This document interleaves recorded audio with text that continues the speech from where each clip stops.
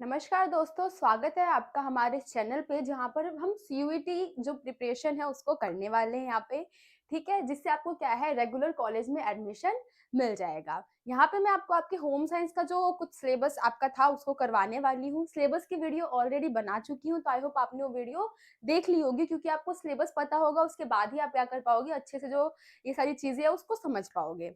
सारा कुछ क्या है, मेनली जो है 12th बेस्ड ही है। कुछ संस्थाओं के नाम हैं जो कि थोड़ा हमें डिटेल में पढ़ना पड़ेगा, समझना पड़ेगा, बाकी सब क्या है एकदम एज़ इट इज़ 12th के जैसा ही है। तो सिलेबस बहुत ज़्यादा ज़रूरी है, आपको उसको समझ लेना चाहिए ताकि अच्छे तरीके से आप क्या है इसकी तैयारी कर पाओ। तो यहाँ पे हम देख लेते हैं, यहाँ पे एमसीक्यू क्वेश्चन है, 50 क्वेश्चन है, उसको हम करने वाले हैं। कुछ क्वेश्चन यहाँ पे रिपीट हो गए हैं, उसके लिए माफ़ी चाहूँगी और नेक्स्ट टाइम से ऐसी कोई गलती आपको देखने को नहीं मिलेगी। ठीक है, तो जो फर्स्ट क्वेश्चन है उसको हम देख लेते हैं यहाँ पे। हमारा फर्स्ट क्वेश्चन क्या है, नैदानिक पोषण में कौन सा कार्यक्रम शामिल है? विच programme is included in a clinical nutrition? हमारे नैदानिक पोषण में हमारा जो मेन कार्य कौन सा है नैदानिक पोषण का, वो हमें बताना है। अगर आपने 12th में चैप्टर पढ़ा है तो आपको पता होगा जो हमारा नैदानिक पोषण है वो क्या करता है, व्यक्तियों को बताता है, व्यक्तियों को जानकारी देता है पोषण से रिलेटेड। ठीक है, वो मतलब एक तरीके से क्या है, किस चीज से हमें पोषण प्राप्त होगा, किस योगा से हम क्या करेंगे, एक्टिव रहेंगे पूरे दिन, ये सारी जानकारी क्या है मानव को जो नैदानिक पोषण के फील्ड में है वो आता है। ठीक है, तो इसका हमारा सही आंसर क्या है, व्यक्तिगत पोषण परामर्श। वो क्या करता है, व्यक्तिगत पोषण परामर्श देता है। ये कार्य क्या है हमारे नैदानिक पोषण में शामिल है। किस तरीके से पोषण व्यक्ति प्राप्त कर सकता है, कौन-कौन से कार्य कर सकता है जिससे उसको ऊर्जा मिले, ये सारी चीज़ें क्या है हमें नैदानिक पोषण से पता चलती है। ठीक है? नेक्स्ट क्वेश्चन हम देख लेते हैं। क्या है? निम्नलिखित में से कौन-सा पोषण विशेषज्ञ की जिम्मेदारी है? Which of the following is the responsibility of a nutrition? हमें बताना है यहाँ पे हमारा जो पोषण विशेषज्ञ है, इसमें से बताना है कौन सी जिम्मेदारी जो है हमारे पोषण विशेषज्ञ की होती है। जैसे यहाँ बता रखा है केवल व्यायाम योजना बनाना, फास्ट फूड बेचने का काम करना, पोषण संबंधित शिक्षा देना, केवल रेसिपी बनाना।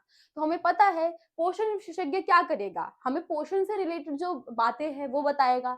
हमें बताएगा कि किस तरीके का आहार जो है, अगर हम किसी समस्या में है, किसी बीमारी में है, तो किस तरीके का आहार हमें लेना चाहिए, किससे हमें ऊर्जा मिलेगी, कौन-सा चीज़ हमें पीना चाहिए जिससे क्या है हमारे शरीर में जो ताज़गी है वो बनी रहेगी। तो ये सारी चीज़ें क्या है, जो पोषण विशेषज्ञ है उसके फील्ड में आता है। तो हमारा क्या हो जाएगा, पोषण संबंधित शिक्षा देता है हमारा पोषण विशेषज्ञ। किस प्रकार की शिक्षा देगा, तो मैंने बताया आपको कि फूड से रिलेटेड हो सकता है, किस चीज़ से हमें पोषण प्राप्त होगा, ड्रिंक के बारे में बता सकता है, व्यायाम के बारे में, योगा के बारे में। तो एक तरीके से नैदानिक पोषण और पोषण विशेषज्ञ को आप रिलेट कर सकते हो कि ये आपस में जुड़े हुए ही हैं। ठीक है, तो आई होप आपको ये क्वेश्चन जो है वो समझ में आ गया होगा। नेक्स्ट क्वेश्चन जो आपका है उसको हम देख लेते हैं, क्या है, कौन से आहार में रोगी की चिकित्सकीय आवश्यकताओं को पूरा करने के लिए परिवर्तन किया जाता है? Which diet is modified to meet the medical requirement of the patient? हमें बताना है यहाँ पे इनमें से कौन सा आहार है जिसमें जब कोई भी व्यक्ति है उसकी तबीयत खराब होती है तो हमें चेंज करना पड़ता है।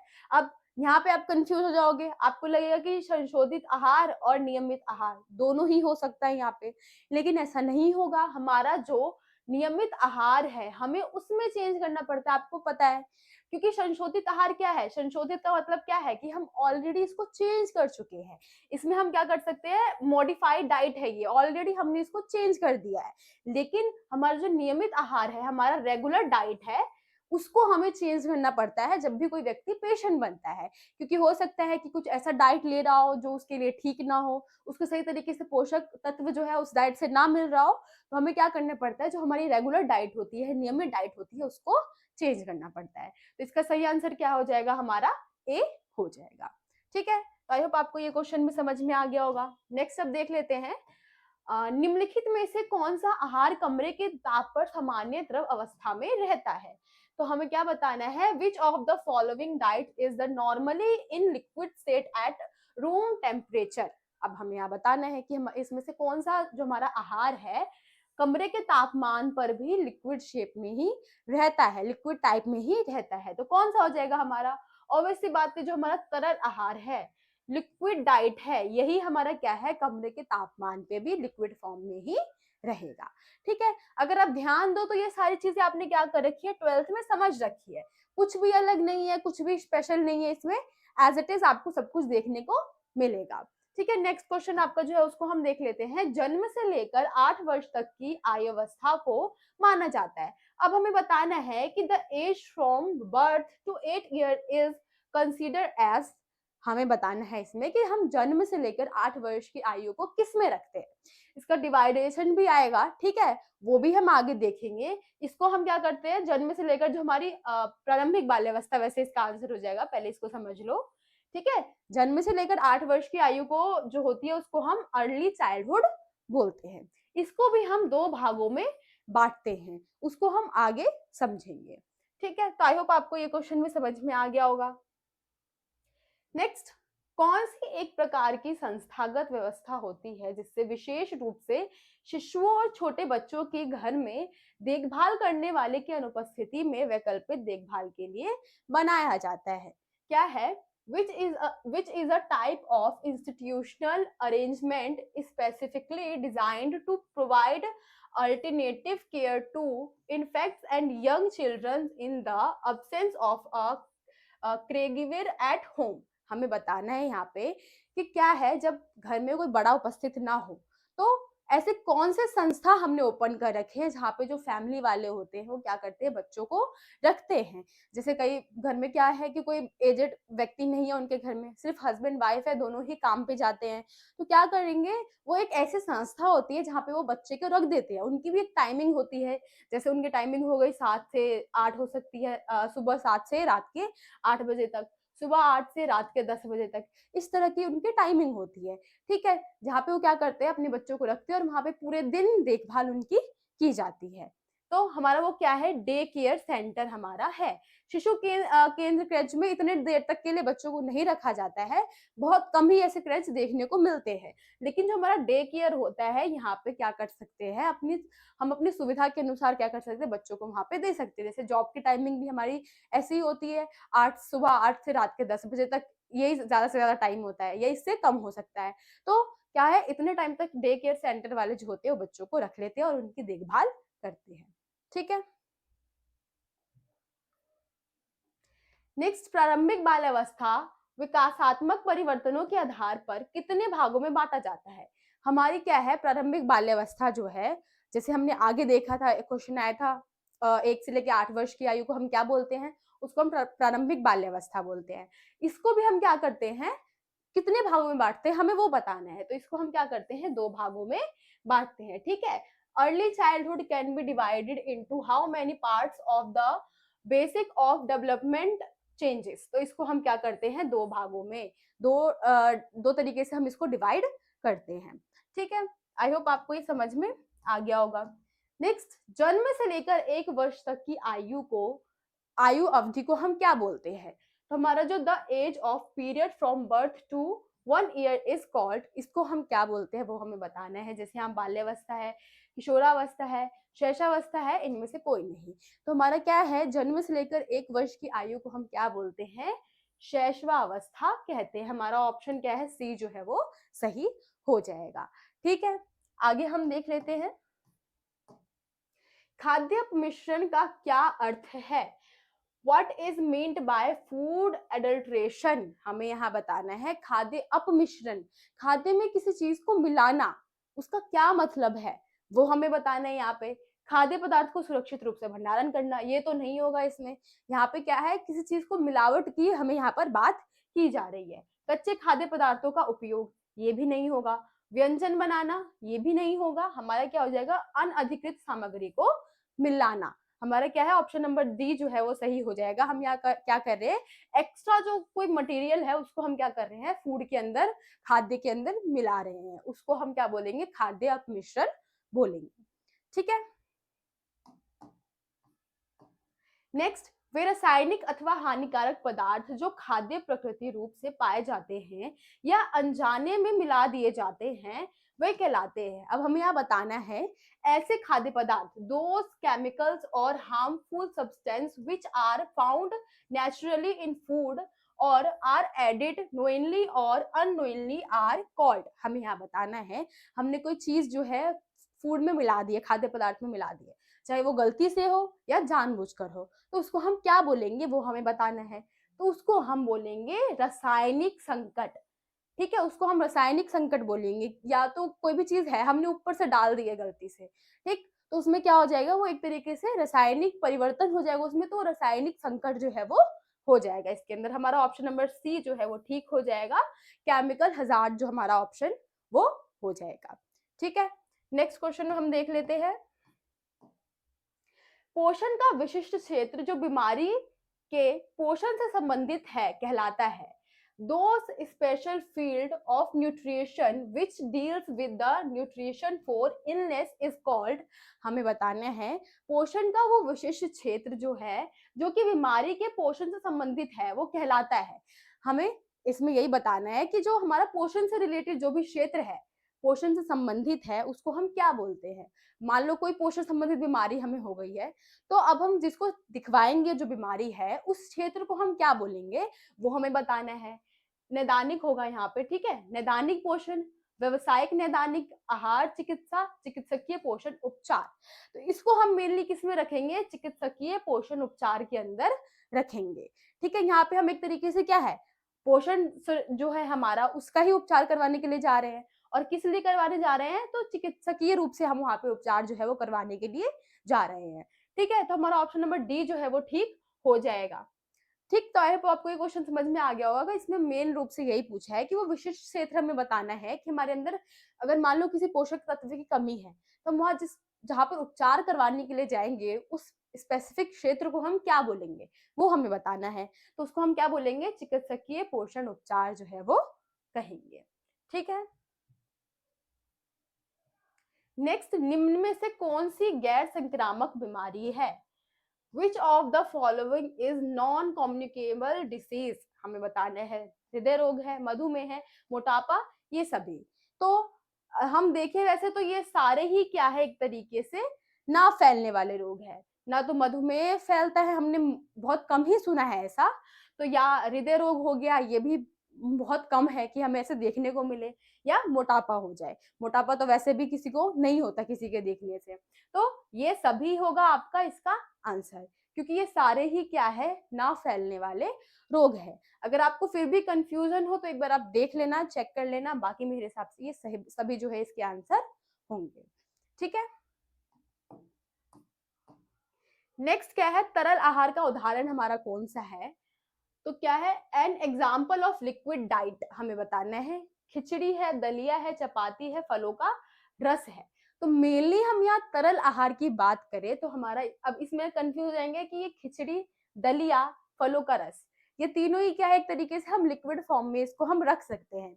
लेकिन अगर हम खिचड़ी और दलिया की बात करें तो ये अर्ध तरल आहार है, पूरी तरीके से लिक्विड नहीं होता है। ठीक है, तो हमारा फुल लिक्विड जो होगा कौन सा होगा, फलों का रस होगा हमारा। ठीक है, तो इसका सही आंसर क्या हो जाएगा, option number D, fruit juice जो है इसका सही आंसर हो जाएगा। इस तरीके से आपको कंफ्यूज नहीं होना। आपको पता है तीन तरीके के हमारे क्या है, खाद्य पदार्थ को हमने डिवाइड कर रखा है। ठोस होता है, अर्ध तरल होता है और तरल होता है। ठोस में वो सारे मजबूत व्यंजन, सब्जी वगैरह की हम बात कर ले, अनाज वगैरह की बात कर ले, वो सब आ जाएंगे। अर्ध तरल में क्या है, कम मात्रा में हम क्या करते हैं, अनाज को ऐड करते हैं और ज्यादा मात्रा में हम पानी को ऐड करते हैं, लेकिन होते दोनों ही है उसके अंदर। और लिक्विड में क्या है, ज्यादा से ज्यादा हम क्या करते हैं, तरल पदार्थ को ही रखते हैं। ठीक है, तो ये हमारा तरल पदार्थ का जो आंसर है वो हो जाएगा। नेक्स्ट क्या है, खाद्य पदार्थों की संरचना, रचना, गुणवत्ता और सुरक्षा का वैज्ञानिक अध्ययन क्या कहलाता है, हमें बताना है। The scientific study of the structure, composition, quality and safety of food is, हम क्या बोलते हैं किसे, खाद्य पदार्थ की संरचना को, रचना को और गुणवत्ता को। तो इसका हम जब पढ़ाई कर रहे हैं तो इसको हम वैज्ञानिक अध्ययन में क्या बोलेंगे वो हमें बताना है। खाद्य विज्ञान, खाद्य प्रबंधन, खाद्य श्रृंखला, इनमें से कोई नहीं। मेरे हिसाब से इसका आंसर जो है खाद्य प्रबंधन होना चाहिए। बाकी अगर आपको कोई और आंसर लगता है तो प्लीज कमेंट करके बताइएगा। ठीक है, नेक्स्ट क्वेश्चन अब हम देख लेते हैं। खान पान एवं भोजन सेवा उद्योग किसके परिवर्तन का एक महत्वपूर्ण घटक है। The catering and food service industry is an important component of the changes of, हमें बताना है यहाँ पे अपना हमारा खान पान एवं भोजन सेवा उद्योग है किसके परिवर्तन का एक महत्वपूर्ण उदाहरण है। अब हम खान पान से रिलेटेड यहाँ बात हो रही है, खान पान हो गया, भोजन सेवा हो गया, किसके परिवर्तन का एक महत्वपूर्ण उदाहरण है वो हमें बताना है। यहाँ पे परिवर्तन जैसे ऑप्शन हम देख लेंगे, तो अब किससे किस तरीके से चेंजेस आए हैं खान पान से रिलेटेड, फूड से रिलेटेड चीजों में, वो हमें यहाँ पे बताना है। आर्थिक एवं सामाजिक परिवर्तन, सांस्कृतिक एवं सामाजिक परिवर्तन, खाद्य उत्पादन तथा सामाजिक परिवर्तन, खाद्य श्रृंखला एवं आर्थिक परिवर्तन। तो इसका आंसर आपको क्या करना है, कमेंट करके बताना है। ठीक है, कमेंट में मैं देखूंगी किसका आंसर सही है, तो उसको हम क्या करेंगे, कमेंट को पिन कर देंगे। आप सारे बच्चे क्या कर सकते हो, इसमें भाग ले सकते हो, ताकि क्या है आपका भी इंटरेस्ट जो है जगे। सही आंसर होगा तो ऑब्वियसली बात आपका इंटरेस्ट जगने लग जाएगा। ठीक है, तो यहाँ पे आप इसका आंसर जो है क्वेश्चन नंबर 15 का आप कमेंट में बताना। नेक्स्ट यहाँ देख लेते हैं, खाद्य पदार्थों को संभालने की प्रक्रिया में बहुत सावधानी की आवश्यकता होती है, जिससे उन्हें खराब होने से बचाया जा सकता है। यहाँ पे ऐसा होगा, मतलब यहाँ पे हमें क्या है, यही वर्ड बताना है, जिससे उन्हें, यहाँ पे आप डैश लगा लो, जिससे उन्हें डैश होने से बचाया जा सकता है। क्या है हमारा, great care is required in the handling of food items to prevent them from happening. ठीक है, सॉरी, ठीक है, यहाँ पे हम देख लेते हैं क्या पूछा है हमसे, कि हमारा जो खाद्य पदार्थ है उसको संभालने की प्रक्रिया में बहुत सावधानी की आवश्यकता होती है। ठीक है, तो हम किस चीज से बचाना चाहते हैं उसको, अगर हम उसको नहीं संभालेंगे, नहीं बचाएंगे, तो क्या रीजन होगा, कोई रीजन ही होगा तभी हम उसको बचाने की कोशिश कर रहे हैं, है ना। तो क्या है, प्रदूषण एवं अपाच्य है, संदूषण एवं खराब है, संदूषण तथा अपाच्य है, इनमें से कोई नहीं। तो इसका हमारा सही आंसर क्या हो जाएगा, संदूषण एवं खराब। हम भोजन को सेफ इसलिए रखते हैं ताकि क्या हो, वो संदूषित ना हो और खराब ना हो, किसी चीज से उसका कोई इफेक्ट ना पड़े। कोई भी मतलब प्रक्रिया होती है ना, फूड को हमने खुला छोड़ दिया, ऐसे छोड़ दिया, तो हो सकता है वायु में बहुत सारे बैक्टीरिया हो, जिसके साथ क्या करे, वो जो क्रिया है वो कर ले, जिससे फूड क्या है खराब हो जाएगा। उसके ऊपर क्या है, बहुत सारे मतलब बदबू आने लग जाएगी, या फिर वो कोई सिम्टम्स ना दिखाई दे, लेकिन हम उस खाने को जब खाएंगे तो हो सकता है हमारी तबीयत खराब हो जाए, बीमार हो जाए हम। ठीक है, तो हम क्या करते हैं, इसलिए जो फूड है उसको हम सेफली रखते हैं ताकि वो संदूषित ना हो और खराब ना हो। ठीक है, अब नेक्स्ट क्वेश्चन जो है उसको हम देख लेते हैं, खाद्य सेवा उद्योग में सबसे बड़ी चुनौती क्या है। What is the biggest challenge in the food service industry. तो क्या है, कर्मचारी की कमी है, खाद्य लागत, खाद्य सुरक्षा, ये सभी। तो हमारी जो खाद्य इंडस्ट्री है इसमें क्या है, सबसे बड़ी चुनौती हमारी ये सब ही है, ये सारी की सारी हमारी चुनौतियां ही हैं एक तरीके से।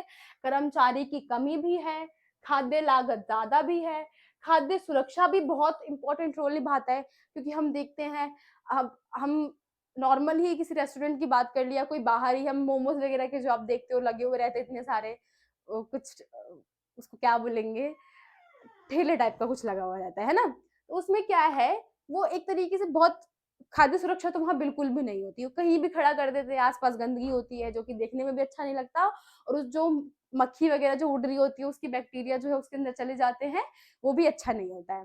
ठीक है, तो बहुत सारी दिक्कतें क्या है खाद्य सुरक्षा से रिलेटेड आती है, खाद्य क्षेत्र में आती है, जहाँ पे कर्मचारी की कमी हो सकती है, खाद्य सुरक्षा की कमी हो सकती है, खाद्य लागत ज्यादा हो सकती है। तो ये सारे ही क्या है, हमारे खाद्य क्षेत्र में एक चुनौतीपूर्ण स्थिति उत्पन्न करते हैं। ठीक है, नेक्स्ट क्वेश्चन हम देख लेते हैं, लौह तत्व की कमी से अरक्ता तब होती है जब शरीर में किसका बनना काफी कम होने लगता है। अब हमें बताना है कि अरक्ता, खून की कमी कब होती है, किस चीज का बनना कम हो जाता है जिससे खून की कमी होती है। Iron deficiency anaemia accord when the production of which of the following disease in the body decrease in the body. क्या है, किसकी कमी हो जाती है हमारे शरीर में, वो हमें बताना है। तो हमारे जो हीमोग्लोबिन सेल्स है वो बनना कम हो जाते हैं। ठीक है, हीमोग्लोबिन सेल्स में थोड़ी बनने में कमी हो जाती है, बहुत सारी जो रासायनिक प्रक्रिया होती है शरीर के अंदर होने लग जाती है, जिससे क्या है, हीमोग्लोबिन बनना कम हो जाता है, जिसकी वजह से हमें अरक्तता जो होती है वो हो जाती है, खून की कमी हमें हो जाती है। ठीक है, नेक्स्ट क्वेश्चन हम यहाँ देख लेते हैं, हमारा क्या है, सूक्ष्म पोषक तत्वों की कमी से हमें किसकी कमी होती है वो हमें बताना है। अगर बॉडी में सूक्ष्म पोषक तत्व जो है वो कम हो जाते हैं तो उससे कौन सी समस्या जो है वो उत्पन्न होती है। Micronutrients deficiency are associated with, हमें यहाँ बताना है कि जब हमारा जो माइक्रोन्यूट्रिएंट्स है, जो हमारा सूक्ष्म पोषक तत्व है, उसकी कमी से हमें कौन सी समस्या देखने को मिलती है। तो इससे हमें क्या है, बीमारी एवं संक्रमण हो जाता है। आप देखते हैं बुखार लगता है या फिर सर्दी खांसी होती है तो किस में होता है, सूक्ष्म पोषक तत्वों की कमी से ही होता है। ठीक है, तो आई होप आपको ये क्वेश्चन समझ में आ गया होगा। बाकी मैं यहाँ पर थोड़ी इंग्लिश की बात कर लेती हूँ, यहाँ आप लोगों से बहुत कम ही होता है, आप इंडिया के बारे में जानते ही है, इंग्लिश में बहुत कम लोग आपस में बात करते हैं। ठीक है, बाकी इंग्लिश ठीक है मेरी, बट फर्स्ट टाइम क्या है मैं इस तरीके से इंग्लिश आप लोगों को पढ़ा रही हूँ, तो थोड़ा हो सकता है कहीं आपको वर्ड्स वगैरह जो है आगे पीछे देखने को मिल जाए, तो उसके लिए अभी से ही सॉरी बोल देती हूँ। बाकी आप बहुत सारा प्यार देना कमेंट्स में, ताकि क्या है मैं आगे और अच्छे तरीके से और मतलब बढ़िया तरीके से आपको एकदम मस्त तरीके से समझा सकूं। ठीक है, बाकी मैं यहाँ पे भी पूरा प्रयास कर रही हूँ कि बहुत अच्छे तरीके से आपको समझाऊं और आपको सारी चीजें जो है वो समझ में आ जाए।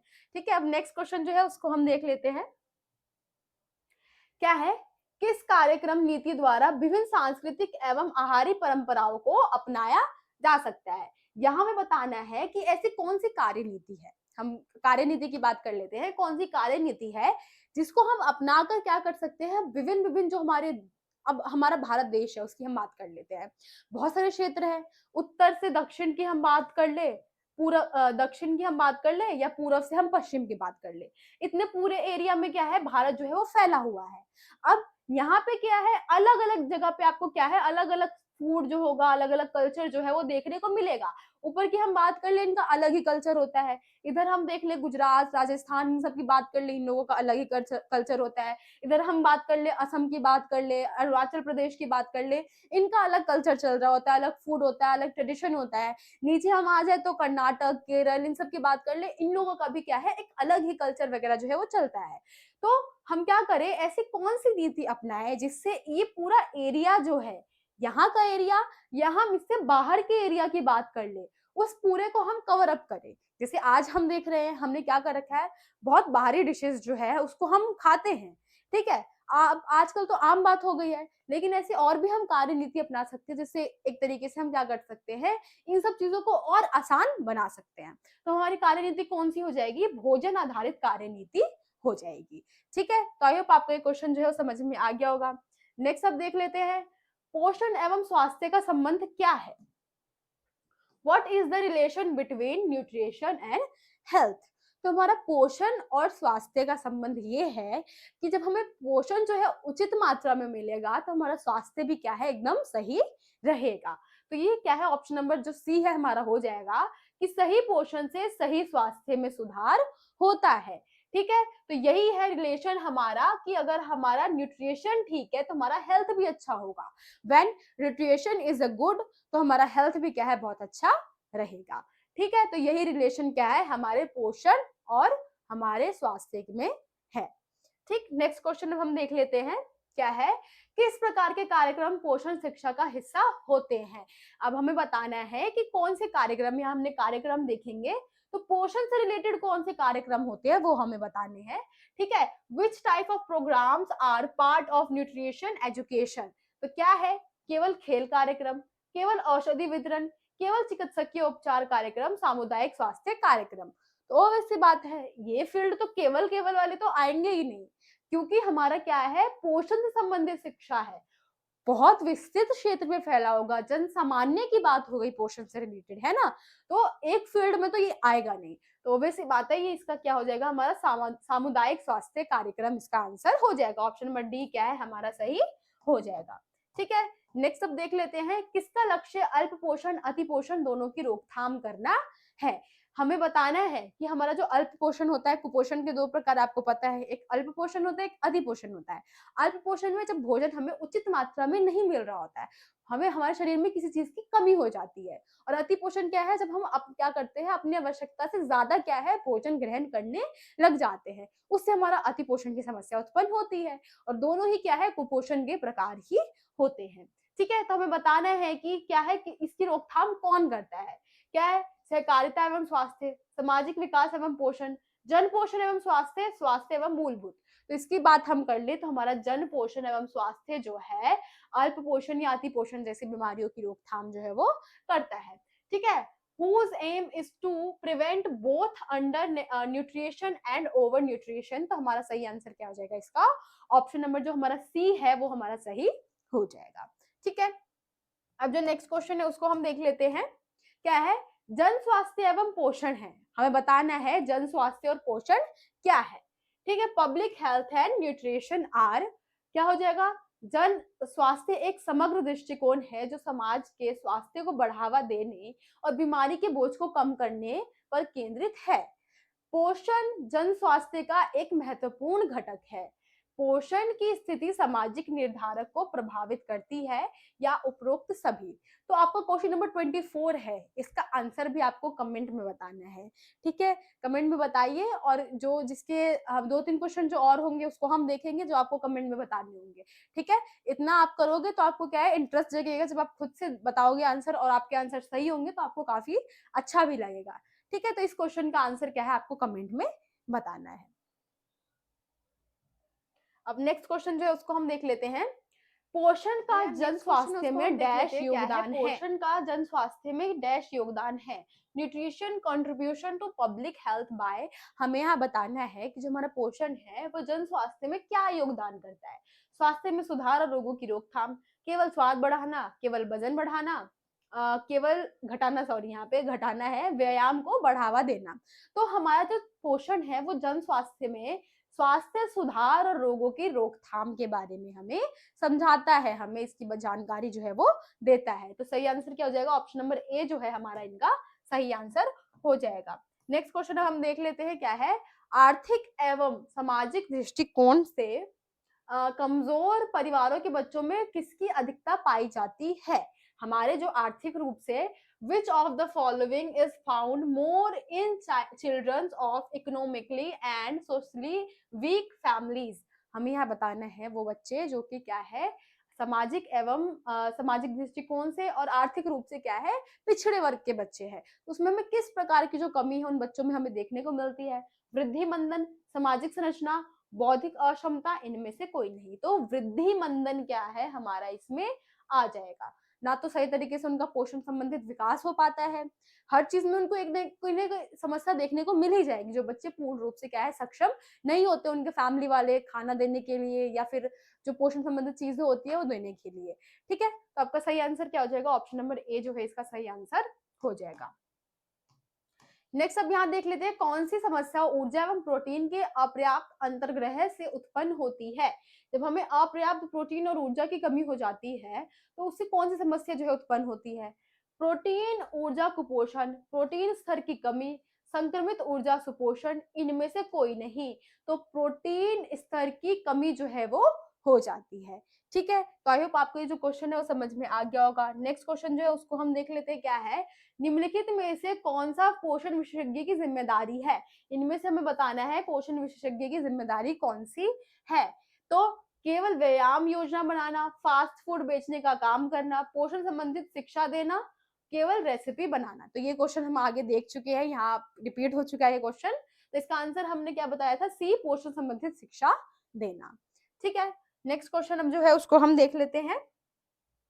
कौन सी आहार में रोगी की चिकित्सकीय आवश्यकता को पूरा करने के लिए परिवर्तन किया जाता है? अभी हमें यहाँ बताना है कि ऐसा कौन सा आहार, ये भी क्वेश्चन हम देख चुके हैं आगे। इसके लिए मैंने आपको स्टार्टिंग में सॉरी बोल दिया था कि कुछ क्वेश्चन के आपको रिपीट जो है वो देखने को मिल जाएंगे, और लास्ट के कुछ क्वेश्चन ज्यादा ही क्वेश्चन जो है हमें रिपीट देखने को मिलेंगे, उसके लिए सॉरी बोल रही हूँ मैं। फर्स्ट वीडियो थोड़ी सी मिस्टेक हो गई है, आगे से ऐसी मिस्टेक नहीं होगी। ठीक है, तो ये हमारा क्या था? नियमित आहार जो है वो था। ठीक है, हमारा रेगुलर डाइट जो था, इसके लिए हम क्या करते हैं, पेशेंट जो होता है कोई भी समस्या उत्पन्न होती है तो हम नियमित आहार में चेंज करते हैं। अब हम यहाँ देख लेते हैं निम्नलिखित में से कौन सा आहार रोगियों के लिए सामान्य है? Which of the following diet is common for patient? Fast food, केवल मीठा, संतुलित आहार, केवल मांसाहारी आहार। तो इस क्वेश्चन का आंसर भी आपको क्या करना है? कमेंट में बताना है। क्वेश्चन नंबर 30 जो है हमारा, इसका आंसर भी आप कमेंट में बताओगे। और प्लीज कमेंट में आप अच्छी तरीके से रेगुलरली रहना, ताकि क्या है आप बता सको, अपना फीडबैक दे सको कि क्या क्या चीज की कमी आपको वीडियो में लग रही है, या क्या क्या चीज क्या इम्प्रूव करने की जरूरत है। ठीक है, अब नेक्स्ट क्वेश्चन जो है उसको हम देख लेते हैं यहाँ पे। डैश एक बहुआयामी विषय जो खाद्य उत्पादन, प्रसंस्करण, वितरण एवं उपभोग की पूरी श्रृंखला को प्रभावित करता है। It is a multi faced subject which affect the entire chain of food production, processing, distribution and consumption। अब हमें यहाँ बताना है कि क्या है, कौन सी चीज है जो एक बहुआयामी विषय है। बहुआयामी का मतलब क्या है कि उसने बहुत सारे जो क्षेत्र है अपने अंदर रख रखे हैं। ठीक है, जो खाद्य उत्पादन, प्रसंस्करण, वितरण एवं उपभोग की पूरी श्रृंखला को प्रभावित करता है। तो क्या है, खाद्य गुणवत्ता एवं सुरक्षा, खाद्य अवशिष्ट, खाद्य नियंत्रण एवं सुरक्षा, पोषण तत्व। इसका सही आंसर क्या है हमारा, खाद्य गुणवत्ता एवं सुरक्षा इसका सही आंसर हो जाएगा। खाद्य गुणवत्ता और सुरक्षा क्या करता है, हमारा एक बहुआयामी विषय है जो एक तरीके से पूरे फूड के क्षेत्र को अपने अंदर कवर करके रखता है। ठीक है, अब जो नेक्स्ट क्वेश्चन है उसको हम देख लेते हैं। खाद्य सुरक्षा का मुख्य उद्देश्य क्या है? What is the main object of food safety? खाद्य सामग्री बेचना, खाद्य पदार्थों की सुरक्षा और पोषण, खाद्य उत्पादन, उपभोक्ता शिक्षा। तो खाद्य सुरक्षा का मुख्य उद्देश्य है खाद्य पदार्थों की सुरक्षा और पोषण। इसका सही आंसर हमारा क्या हो जाएगा, ऑप्शन नंबर बी जो है वो हो जाएगा। ठीक है, सारे लॉजिक बेस्ड क्वेश्चन है। आपको भी पता है कि अब भोजन क्यों अच्छा होना चाहिए, हमारे शरीर को सही तरीके से लगे वो भोजन, तभी अच्छा भोजन माना जाएगा, है ना। तो वही पूछा है कि खाद्य सुरक्षा का मुख्य उद्देश्य यही है, सुरक्षा मिले, खाद्य सुरक्षित रहेगा तो हमें पोषण प्राप्त जो है बहुत अच्छी तरीके से होगा। ठीक है, नेक्स्ट क्वेश्चन अब जो है उसको हम देख लेते हैं। खाद्य सुरक्षा में डैश को रोकने के लिए भौतिक, रासायनिक और जैविक खतरों को नियंत्रित करना शामिल किया है। हमने किस चीज को रोकने का कोशिश किया है जिससे भौतिक, रासायनिक या फिर जैविक खतरा क्या है खाद्य पदार्थ में नियंत्रित हो सके। ठीक है, food safety involves controlling physical, chemical and biological hazard to prevent. अब इसमें हमें बताना है कि कौन से ऐसे तत्व है जिनकी वजह से हमने रासायनिक, भौतिक और जैविक जो कोई भी खतरा है उसको हम रोकना चाहते हैं। क्यों रोकना चाहते हैं? खाद्य अवरक्ता, खाद्य अवशिष्ट, खाद्य जनित रोग, इनमें से कोई नहीं। तो ऑब्वियस सी बात है, हम खाद्य जनित रोग जो होते हैं हमारे, उनके लिए हम ये सारी चीजें क्या है बचा के रखते हैं, ताकि कोई भी ऐसी बैक्टीरिया जो है वो खाने में ना आ जाए और कोई भी रोग जो है वो ना फैले। ठीक है, आपको भी पता है गलत आहार ले लेते हैं, खराब आहार ले लेते हैं तो बहुत सारी समस्या उत्पन्न हो जाती है, दस्त होना, उल्टी होना, या बहुत ज्यादा अगर ये बढ़ जाए तो पानी की कमी हो सकती है शरीर के अंदर। ये सारी समस्या क्या है उत्पन्न हो सकती है छोटे से खाने से। हमने खाना गलत खा लिया, बस समस्या उत्पन्न हो जाएगी। ठीक है, तो इस सब चीजों का हम क्या करते हैं, ध्यान रखते हैं। नेक्स्ट क्वेश्चन हम देख लेते हैं। खाद्य अपमिश्रण से क्या अर्थ है? तो ये भी क्वेश्चन यहाँ पे रिपीट हो चुका है, ये भी हम आगे देख चुके हैं। अनअधिकृत सामग्री को मिलाना हमारा क्या होता है, खाद्य अपमिश्रण होता है। ठीक है, नेक्स्ट वे रासायनिक अथवा हानिकारक पदार्थ जो खाद्य में प्राकृतिक रूप से पाए जाते हैं या अनजाने में मिल जाते हैं, उनको हम क्या बोलते हैं, रासायनिक संकट जो है वो बोलते हैं। ठीक है, अब यहाँ से क्वेश्चन थोड़े रिपीट होने लग जाएंगे, उसके लिए मैं एक बार फिर से सॉरी बोल रही हूँ। ठीक है, ये थोड़ी मिस्टेक हो गई थी, आगे से इसको हम ध्यान में रखेंगे। अब जो नेक्स्ट क्वेश्चन है उसको हम देख लेते हैं। विशेष शिक्षा की एक ऐसी शाखा, विशेष शिक्षा की एक ऐसी शाखा जिसके अंतर्गत उन बच्चों को शिक्षा दी जाती है जो सामान्य बच्चों से शारीरिक, मानसिक एवं सामाजिक विशेषताओं में थोड़े अलग होते हैं।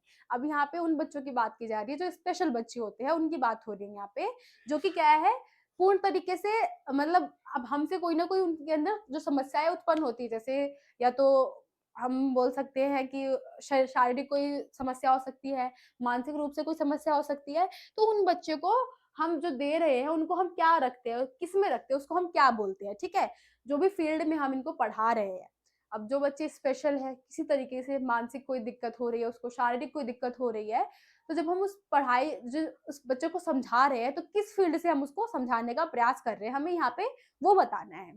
ठीक है, समाज शास्त्र है, शिक्षा शास्त्र है, मनोवैज्ञानिक है और सामाजिक विज्ञान है। तो हमारा समाज शास्त्र जो है, ठीक है, उसके जरिए हम क्या करते हैं, ये सारी चीजें जो है उनको समझाते हैं उन बच्चों को जो कि पूर्ण रूप से सही नहीं होते हैं। ठीक है, तो आई होप आपको ये क्वेश्चन जो है समझ में आ गया होगा। नेक्स्ट क्या है, विशेष शिक्षा। विशेष शिक्षा शिक्षा की एक ऐसी शाखा वह निम्नलिखित में से किससे संबंधित है। ठीक है, special education a branch of education is related to which of the following. हमारी जो विशेष शिक्षा होती है वो इनमें से किससे रिलेटेड है, हमें वो बतानी है। विशेष शिक्षा में बच्चों को पढ़ाना, छात्रों को विशेष शिक्षा का अवसर प्रदान करना, विशेष आवश्यकता वाले छात्रों के लिए निर्देशन तैयार करना, उपरोक्त में से कोई नहीं। तो इसका सही आंसर हो जाएगा हमारा ऑप्शन नंबर सी। हम क्या कर रहे हैं, विशेष शिक्षा में हम जो विशेष बच्चे हैं, विशेष आवश्यकता वाले बच्चे हैं, उनके लिए एक निर्देश जो है वो तैयार कर रहे हैं। ठीक है, तो ये हमारा ऑप्शन नंबर सी जो है इसका सही आंसर हो जाएगा। नेक्स्ट क्वेश्चन हम देख लेते हैं, दिव्यांग विद्यार्थी में समावेश के लिए क्या जरूरी है। What is required for inclusion of student with disabilities। हमें बताना है जो दिव्यांग बच्चे होते हैं, दिव्यांग विद्यार्थी है, उनके लिए क्या जरूरी है। ठीक है, अगम्य मूलभूत संरचनाएं, अवसरों की असमानता, सहभागिता में अवरोध, गैर भेदभाव। ठीक है, तो हमें यहाँ पे क्या जरूरी है, उनके लिए गैर भेदभाव जरूरी है, हम उनसे भेदभाव ना करें। ठीक है, मेन हमारा मोटिव यही है कि हम कोई ऐसा व्यक्ति है जो कि पूर्ण रूप से सही नहीं है, अगर हम उसके साथ भेदभाव कर रहे हैं तो उसको क्या है, फीलिंग जो है वो अलग ही होती है, उसको हम कभी नहीं समझ सकते। तो हमें क्या है, उन सब से क्या करना है, एक समानता का व्यवहार जो है वो करना है। ठीक है, तो आई होप आपको ये भी क्वेश्चन जो है समझ में आ गया होगा। नेक्स्ट क्वेश्चन हम देख लेते हैं, समाज की मूल इकाई क्या है, हमें बताना है। ये क्वेश्चन दिख नहीं रहा मेरे को। The basic unit of society is, हमें बताना है यहाँ पे समाज की जो मूल इकाई होती है वो क्या है। तो हमारा परिवार जो है, फैमिली जो है हमारे, ऑप्शन नंबर ए जो है सही आंसर होगा। हमारी मूल इकाई है समाज की, हमारा परिवार ही होता है। परिवार से समाज बनता है, जब एक परिवार है, दो परिवार है, तीन परिवार है, तभी वो मिलके क्या कर रहे हैं, समाज को स्थापित कर रहे हैं। ठीक है, नेक्स्ट देख लेते हैं, समाज के उन व्यक्तियों या समूह से हैं जिन पर प्रतिकूल परिस्थितियों का व्यापक नकारात्मक प्रभाव पड़ता है तो कहलाता है।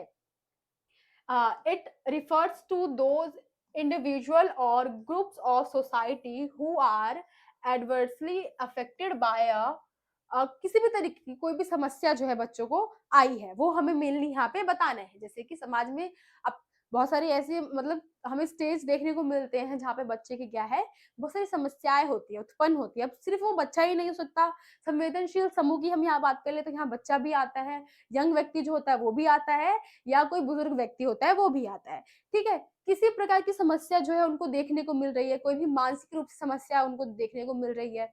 मान लो कोई बुजुर्ग व्यक्ति है, अब उनके घर वाले उनको सही से सपोर्ट नहीं कर रहे हैं, सही से ध्यान नहीं रख रहे हैं, तो उनके मानसिक स्तर पे एक प्रभाव पड़ेगा। ठीक है, जिससे कि क्या है, उनको एक नकारात्मक सोच उनके अंदर उत्पन्न होने लग जाएगी। हम किसी यंग व्यक्ति की बात कर ले तो क्या होगा, कोई यंग व्यक्ति है, अब उसको नौकरी नहीं मिल रही है मान लो, तो उसके अंदर क्या है, एक नकारात्मक जो सोच है वो उत्पन्न होने लग जाएगी। ऐसे बच्चे की बात कर ले तो हो सकता है, बहुत सारी समस्याएं होती है बच्चों से रिलेटेड भी, जिससे क्या है कि उनके मन में नकारात्मक जो भाव है उत्पन्न होने लग जाते हैं।